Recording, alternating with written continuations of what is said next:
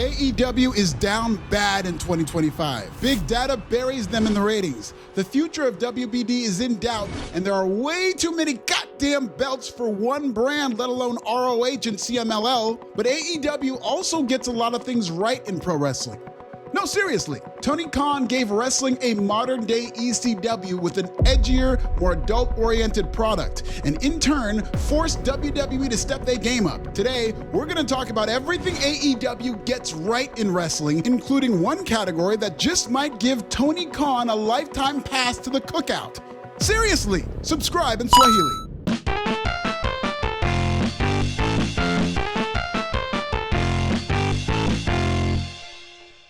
One of the first and few times Vince McMahon ever addressed AEW, he dismissed them as a blood and guts promotion. Vince was right, but that's one of the few things that makes AEW special as a national wrestling company. In fact, Petty Khan used Vince's own words against him by plagiarizing War Games and rebranding it as Blood and Guts.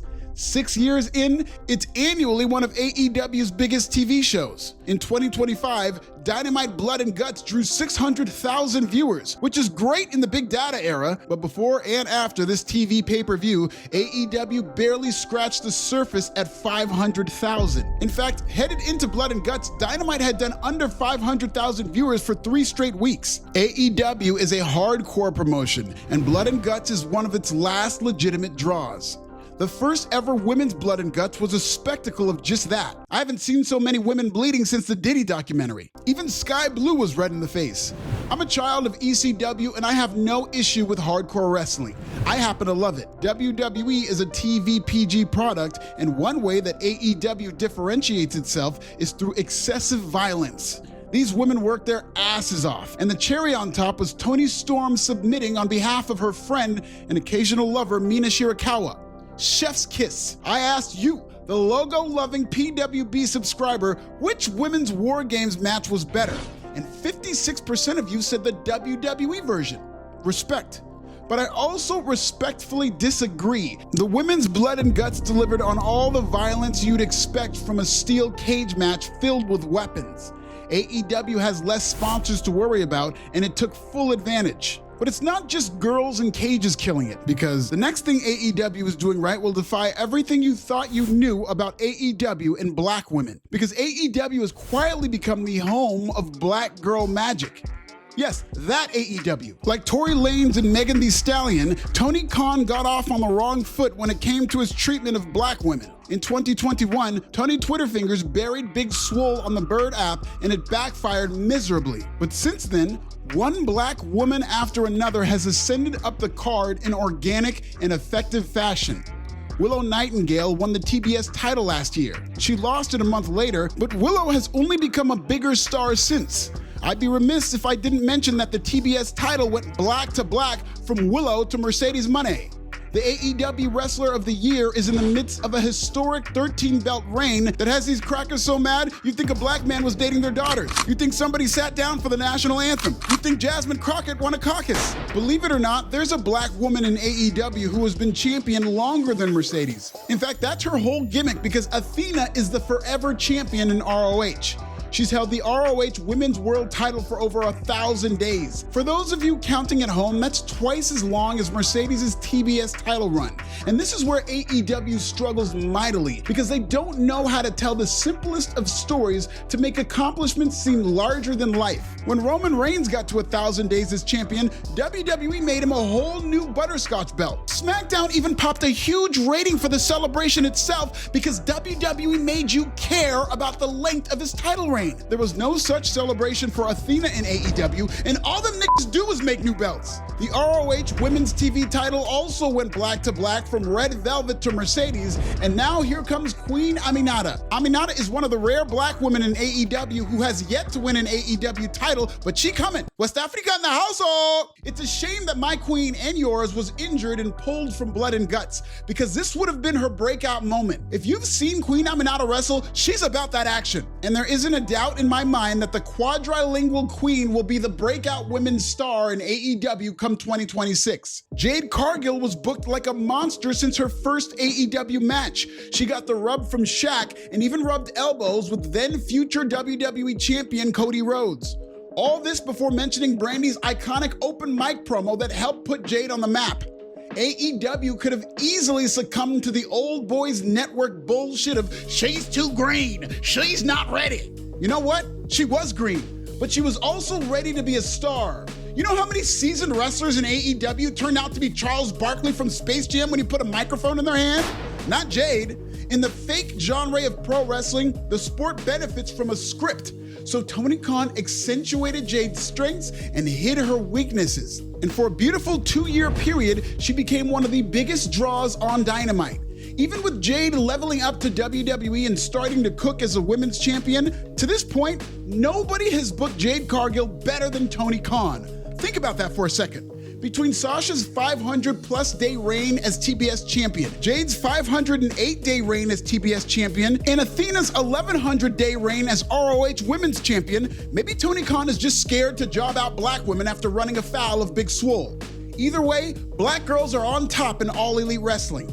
Like Jade, Goldberg was inexperienced during his peak in WCW, but in the fake wrestling business, experience is only as relevant as the script, so WCW kept his matches short.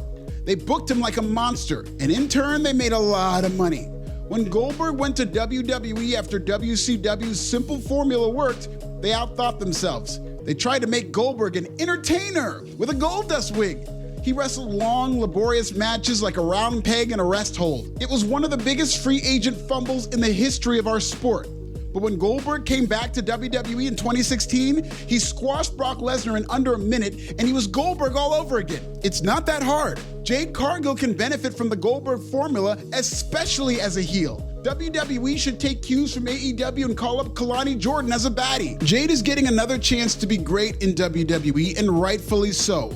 But second chances and new leases on life has been a calling card for some of AEW's biggest stars. Jon Moxley was wearing a gas mask in his dying days in WWE. He was in talks to lose to Nia Jax, but since the inception of AEW, Mox has been undeniable. He's a steady hand as a multi-time world champion. Dean Clanbrose and the Whitepool Combat Club have been atrocious for the most part, but that says more about AEW's booking than it does about Moxley's ability to reinvent himself. Because Dean Clanbrose or not, Mox has reinvented himself as a top star in another promotion.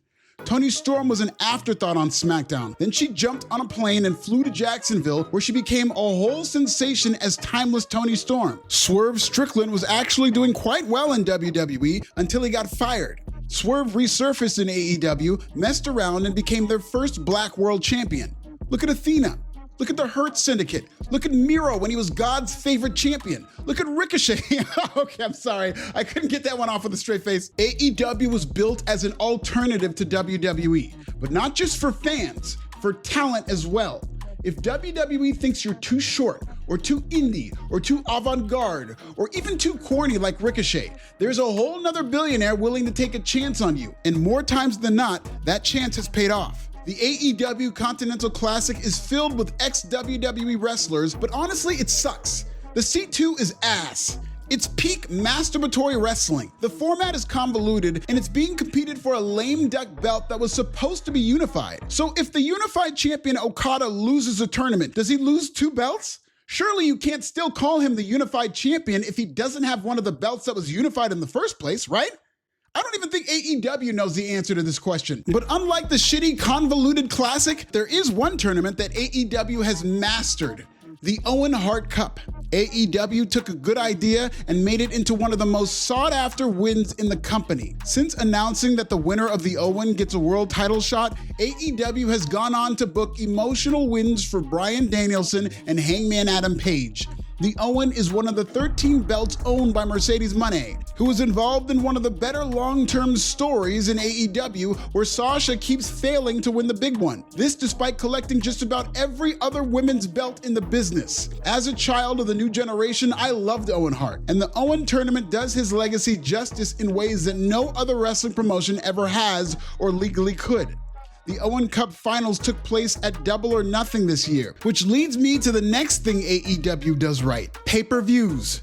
AEW goes so hard on pay-per-view, they don't know who's gonna be healthy for the next show. Truly irresponsible booking, but it has led to a string of strong pay-per-views where paying customers get their money's worth. I think one of the main reasons AEW's TV ratings cratered is because AEW is a wrestling company in the grand scheme of things. Tony books for the sickos. He was born on a message board, 5 pounds, 4 ounces, 13 likes. This leads to a subpar television product, but great wrestling pay-per-views, because all he has to do is just put great wrestlers in a ring together. Tony's not funny, at all. In fact, here's a quick and painful clip of Tony trying to be funny. AEW, like the Pepsi of pro wrestling, WWE's like the Harvey Weinstein of pro wrestling. And I'm really proud of what we do down here. Tony's not creative either, and as a lifelong billionaire, he doesn't know how to relate to the everyday person. That combination makes him ill-equipped as a booker for weekly TV, but he's a great matchmaker. Thankfully, AEW pay-per-views are filled with matches. Too many matches if you ask me, but unlike the crumbling AEW TV ratings, their pay-per-views are critically acclaimed and have consistently decent buy rates. There's a lot to roast about AEW. Nobody knows that more or does it better than me. Nobody, not even James. But to argue that AEW has contributed nothing to the wrestling space would be a bold-faced lie. And despite its struggles, AEW is not without its strengths. But enough with all this praising and shit. This is the internet, where positivity goes to die. So to hear about AEW's most disgusting promotional tactic every year, check out this video.